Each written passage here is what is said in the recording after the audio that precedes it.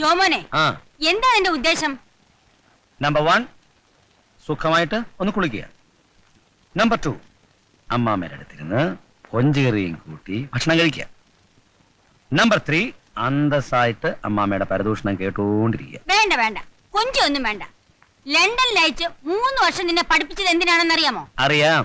അമ്മാമ്മയ്ക്ക് അഭിമാനിക്കത്തക്ക രീതിയിലുള്ള ഒരു ഡോക്ടറെ കളപ്പുരയ്ക്കൽ ഫാമിലിക്ക് കിട്ടാൻ വേണ്ടി വേണ്ട നിൽക്കുന്നു. Doctor James Varghese, BSc, MBBS, FRCS. നാക്കൊണ്ട് പറഞ്ഞാൽ മാത്രം പോരാ, നാട്ടുകാർക്ക് കൂടി തോന്നണം.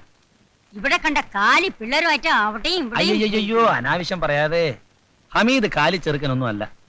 സ്കൂളിൽ പഠിച്ചോണ്ടിരുന്നപ്പോ എനിക്ക് ആരാ കൂട്ടു വന്നോണ്ടിരുന്നത്? ഹമീദ്. കുട്ടിക്കാലത്ത് എനിക്കൊരു ചെറിയ പനി വരുമ്പോ അമ്മമ്മ ആരാ വിളിച്ചോണ്ടിരുന്നത് എനിക്ക് കൂട്ടിനായിട്ട്? ഹമീദിന്. അമ്മാമ്മയുടെ പണം ഉണ്ടായിരുന്നതുകൊണ്ട് ഞാൻ ലണ്ടനിൽ പോയി പഠിച്ചു. അവനവന്റെ പെങ്ങളെ നോക്കാൻ വേണ്ടി കടപ്പുറത്ത് ഇങ്ങനെ ജീവിച്ചു. ഹമീദിനെ ഞാൻ കാണാൻ പോകുന്ന കാര്യത്തിൽ മാത്രം അമ്മാമ്മ ഇടപെടരുത്. അത് ആഭ്യന്തര പ്രശ്നമാണ്. കലാപം ഉണ്ടാവും.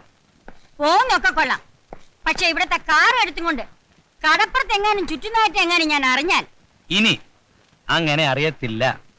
ഓക്കെ? ഈ മരഞ്ചാടി മനസ്സും വെച്ചോണ്ട് എങ്ങനാ ജോമോനെ നീ 3 വർഷം ലണ്ടനിൽ കഴിഞ്ഞത്? അളിയൊരു കാര്യം അറിയോ?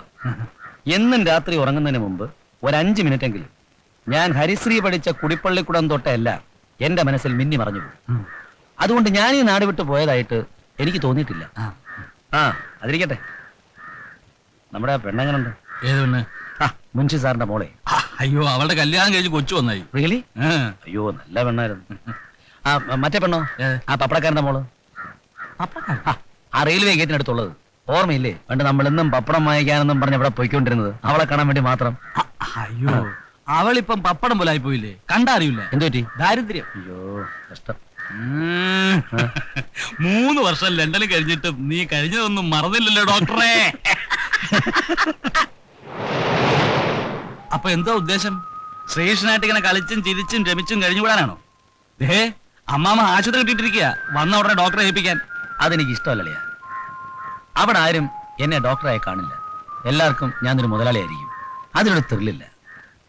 എന്റെ സങ്കല്പം എന്ന് പറയുന്നത് അത് ഈ ലോകത്തിന്റെ ഒരു ഒഴിഞ്ഞ കോണിൽ പച്ച നിറഞ്ഞ കുന്നിൻ ചെരുവിൽ ഒരു കൊച്ചു ക്ലിനിക്ക്, സ്നേഹമുള്ള സിസ്റ്റേഴ്സ്, സ്നേഹമുള്ള നാട്ടുകാർ, സ്നേഹമുള്ള രോഗികൾ, എല്ലാവരുടെയും സ്നേഹം കൊണ്ട് എന്റെ ഉള്ളിൽ നിറയണം. അതൊക്കെ നിറയ്ക്കാം. തൽക്കാലം നീ വീട്ടിൽ പോ. ഇരിക്കുന്നു, നമുക്ക് അല്പം സൊറ പറയാം. എനിക്ക് സൗകര്യപ്പെടില്ല. നിന്റെ വീട്ടിൽ ഒറ്റയ്ക്ക് ഇരിക്കുന്നത് നിന്റെ അമ്മാമ്മയാ. അവർക്കിനി ബൈബിൾ വായിച്ച് കാലം കഴിക്കേണ്ട കാര്യമുള്ളൂ. എന്റെ വീട്ടിൽ ഒറ്റയ്ക്ക് ഇരിക്കുന്നതേ എന്റെ പെങ്ങളാ. സ്വപ്നം കാണുന്ന പ്രായം അവളുടെ. അവിടെയാണ് ഈ കാവൽക്കാരന്റെ ആവശ്യം. എഴി. അവളുടെ സ്വപ്നങ്ങളെല്ലാം മൊത്ത വിലക്ക് ഞാൻ വിൽക്കാൻ പോവാ. വല്ല ആലോചന? നല്ല ഒരെണ്ണം ഒത്തു വന്നിട്ടുണ്ട്. ആള് ബിയക്കാരനാണ്. ഇത്തിരി സ്വർണ്ണ അയാൾ കൂടുതൽ ചോദിക്കുന്നുള്ളൂ. എന്റെ വാശിയായിരുന്നു എന്റെ പെങ്ങളെ ഒരു ഡിഗ്രിക്കാരനെ കൊണ്ട് തന്നെ കിട്ടിക്കണമെന്ന്. ഞാൻ പഠിക്കാത്തോണ്ടാ. എങ്ങനെങ്കിലും ഞാനത് നടത്തും. നമ്മളത് നടത്തും. ഓക്കെ?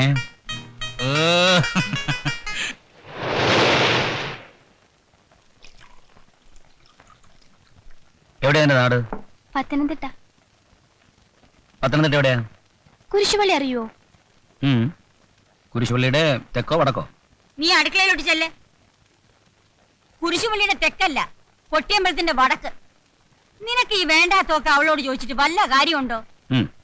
അമ്മാമ ഇരിക്കേ. ഞാനേ പത്തനംതിട്ട കണ്ടിട്ട് പോലുമില്ല. പക്ഷെ സൗമ്യമായ 2 വർത്തമാനം അവളോട് പറഞ്ഞില്ലെങ്കിലേ അവൾക്ക് തോന്നില്ലേ ഞാൻ ലണ്ടനിൽ നിന്നൊരു തണ്ടനാണെന്ന്? തോന്നിക്കോട്ടെ. നീ ആരാ? നീ ഒരു ഡോക്ടറാ? എന്താ ഡോക്ടറായ പെണ്ണുങ്ങളോട് മിണ്ടാൻ പാടില്ലേ? മിണ്ടേണ്ടവരടുത്ത് മിണ്ടേണ്ട മാതിരി മിണ്ടിയാ മതി. അയ്യോ എന്റെ അമ്മാമേ, കൂടുതൽ സംസാരിച്ച് മിടിക്കണമെന്ന് നോക്കണ്ട. നിന്റെ അപ്പനെയാ ഞാൻ ആദ്യം കണ്ടത്. Okay okay okay. ഇനി എന്തെങ്കിലും പറയാനുണ്ടോ? ഉണ്ട്. ഇത് എന്ത് വേഷാ ഇത്? ഷോർട്സും പിന്നീനും. നിനക്കൊരു മുണ്ടെടുത്ത് കൊടുത്തൂടെ? അയ്യോ, എന്തൊരു ചൂടാ അമ്മയുടെ. രാത്രി ഉറങ്ങാൻ നേരത്ത് ഷോർട്സും ബെന്നിനും ആണെങ്കിൽ ഭയങ്കര ഫ്രീ ആയി. അതൊക്കെ ലണ്ടനിൽ. ഇവിടെയാണെങ്കിൽ നിന്റെ ബെഡ്റൂമിൽ. താഴെയാണ് വരുന്നെങ്കിൽ നേരെ ചെവ്വേ ഒരു മുണ്ടെടുത്ത് കൊടുത്തോണ്ട് വരണം. ഇവിടെ പ്രായമായ ഒരു പെണ്ണുള്ളതാ. എന്നാ പെണ്ണെ ജോളി. എന്തിന്? എനിക്കൊരു സ്പൂൺ വേണം.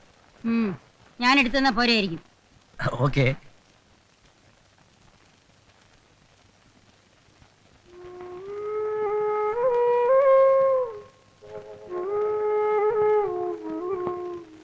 ഇവിടെ അമ്മാമ്മയ്ക്ക് ആകെ ഉള്ള കൂട്ട് അമ്മാമ്മയുടെ ശ്വാസം മാത്രം. ചിലപ്പോ ഒറ്റയ്ക്ക് നിൽക്കുമ്പോൾ എനിക്ക് തോന്നാറുണ്ട്, നീ ദൂരെ എവിടെയോ നിന്നാ അമ്മാമേ അമ്മാമേന്ന് വിളിക്കുന്നു. ഇപ്പൊ മനസ്സിലായി. നമുക്ക് വഴിയുണ്ടാക്കാം. ഇങ്ങോട്ട് വന്നിരുന്നാട്ടെ. ഇങ്ങോട്ട് വന്നിരുന്നാട്ടെ.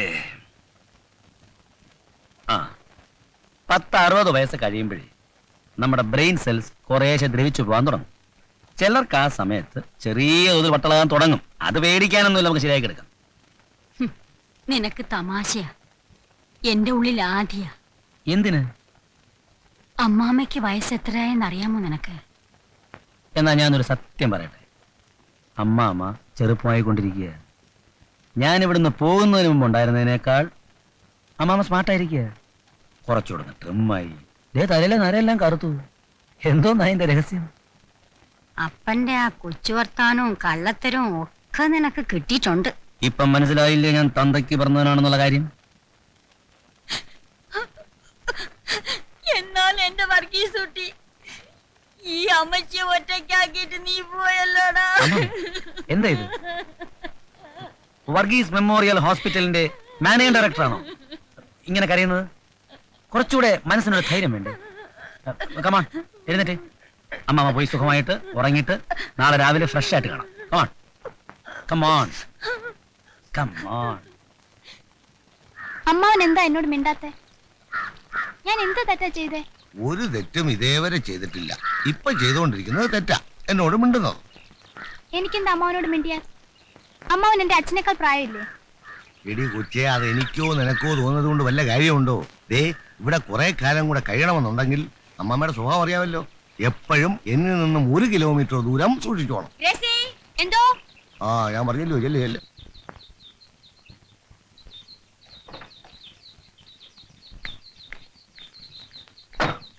അല്ല, ഇതാര്? കളപ്പുരയ്ക്കൽ ത്രേസ്യാ കുട്ടിയോ? ദേ, ഇങ്ങനെ അങ്ങ് ചെറുപ്പവാനാണ് പ്ലാൻ എന്നുണ്ടെങ്കിൽ ചെറുമോനാണെന്നൊന്നും ഞാൻ നോക്കുകയില്ല. ആൾക്കാർ നിൽക്കുമ്പോ മുഖത്ത് നോക്കി ത്രേസ്യാ കുട്ടി എന്ന് വിളിക്കും. നീ പോടാ അവിടുന്ന്. ആ, ഞാൻ പോവാ. ഒരുമിച്ചൊന്ന് പള്ളി പോണെന്ന് വെച്ചാ എത്ര തവണ അമ്മാമ്മ നിന്നോടൊന്ന് കെഞ്ചണം. എന്നാ കാറിലോട്ട് കേറ്. എന്താ കാറിലെ പള്ളി പോകാനൊക്കത്തുള്ളോ? വേണ നടന്നു പോവാ. നീ ആ സ്കൂട്ടർ അങ്ങ് സ്റ്റാർട്ട് ചെയ്യ. ദേ, വയസ്സുകാലത്തെ സ്കൂട്ടർ വല്ല ഗട്ടറിലെങ്ങനെ വേണം നടുപടി ഞാൻ പറഞ്ഞേക്കാം. You are running royal 67. എന്റെ കൊച്ചുമോൻ ഓടിച്ചാൽ അമ്മാമ്മയ്ക്ക് ഒരു കുഴപ്പവും വരത്തില്ല. കാറ് പോയാ ആര് കാണാനാ? 10 പേര് കാണട്ടടാ അമ്മാമ്മയുടെ കൊച്ചുമോനെ. Are you sure? Okay.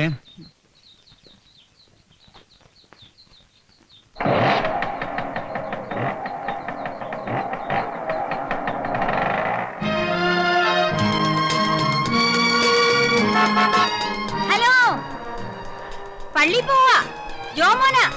ആ, അവരാരും മൈൻഡ് ചെയ്യുന്നില്ലല്ലോ, പിന്നെ അമ്മമാരെ വിഷയുന്നേ. അവരിങ്ങോട്ട് തന്നില്ലെങ്കിലും നമ്മൾ അങ്ങോട്ട് കൊടുക്കുക, അപ്പൊ തിരിച്ചു കിട്ടും. ഹലോ, കൈകാലെടുത്ത് പൊക്കിയാലേ സ്കൂട്ടറിന്റെ ബാലൻസ് തെറ്റും. ഞാൻ പറഞ്ഞില്ലെന്നോണ്ട. അമ്മാമ്മ കുറച്ചു കാലം കൂടി ഇങ്ങനെയൊക്കെ ഇരുന്നോട്ടടാ മോനെ. അത് കഴിയുമ്പോ മോന്റെ പിറകെ ഇരിക്കാൻ വേറൊരാള് വരും. ആര്? അതാര്? നല്ല കിളി പോലെ ഒരു കൊച്ചു പെണ്ണ്. ആഹാ. അല്ലെങ്കിൽ അമ്മാമ്മ കൊണ്ടുവരും. എന്നാ പിന്നെ ഇപ്പഴഞ്ഞു കൊണ്ടുപോയ എന്റെ അമ്മാമേ. നീ പോടാ അവിടുന്ന്. പോ.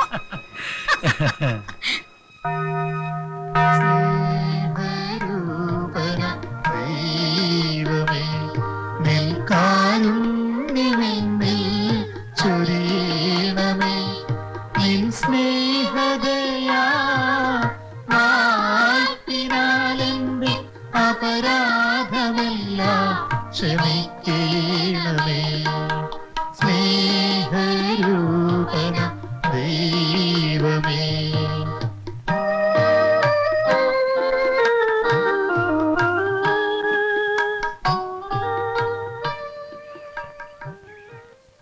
കഴിവും ശേഷിയുമുള്ള കുഞ്ഞുങ്ങളെ നീന്തൽ പഠിപ്പിക്കുമ്പോൾ ആഴത്തിൽ നിന്ന് ആഴത്തിലേക്ക് വലിച്ചെറിയണം. വാശിയോടെ അവർ നീന്തിക്കയറും. എന്തും സഹിക്കാൻ കഴിവുള്ളവരെ കർത്താവ് ഒരുപാട് പരീക്ഷണങ്ങളിൽ പെടുത്തും. ആത്യന്തികമായിട്ട് അവർക്ക് മനസമാധാനവും കൊടുക്കും.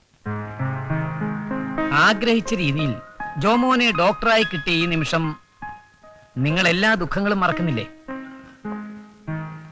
ജോമോനെ, നീ ആരെയായി നോക്കി നിൽക്കുന്നത്? അല്ല മാമേ, ഞാൻ അതിലൊരു കുട്ടിയെ എവിടെ വെച്ച് കണ്ട നല്ല പരിചയം പോലെ. അച്ഛൻ പറയുന്നത് കേൾക്കുന്നില്ലേ?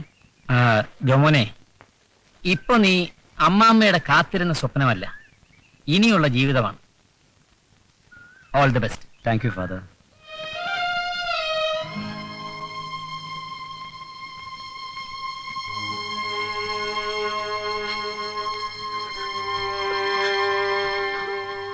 അമ്മാമേ, എന്റെ വർഗീസ് കുട്ടി.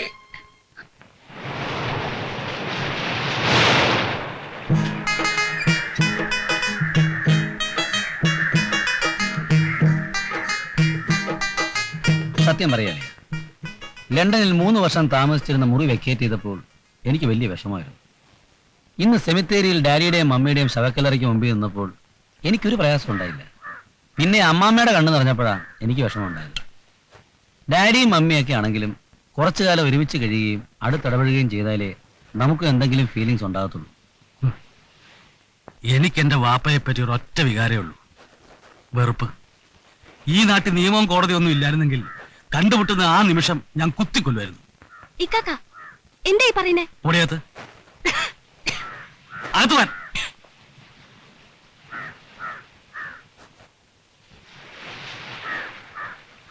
വാപ്പ ഇവക്ക് 4 വയസ്സുള്ളപ്പോഴാ ഞങ്ങളുടെ ഉമ്മ മരിച്ചത്. 6 മാസത്തിനുള്ളിൽ വാപ്പ അവരെ കല്യാണം കഴിച്ചു. കൊണ്ടുവന്നതോ ഒരു പരമദുഷ്ടയെ.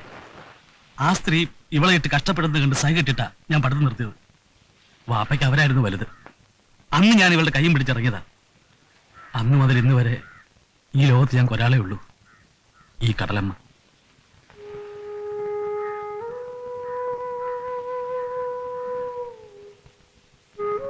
എന്താ, ഞാനില്ലേ? ഇയാളങ്ങ് ലണ്ടനിലും കണ്ട് കിടക്കുകയല്ലേ വലിയ ഡോക്ടറായി. അതൊക്കെ പോട്ടെ. ഡോക്ടർ ഇന്ന് വളരെ ബിസിയാണ്. രാവിലെ നാടൻ രീതിയിൽ കടപ്പുറത്ത് വിശാലമായൊരു കുളി, വൈകിട്ട് ഐഷാവികത്തിന്റെ വിഖ്യാതമായ മീൻകറിയും കൂട്ടി സമൃദ്ധമായ ഒരു ഊണം. ഓക്കെ, ആയിഷ കഥ കടച്ചോ.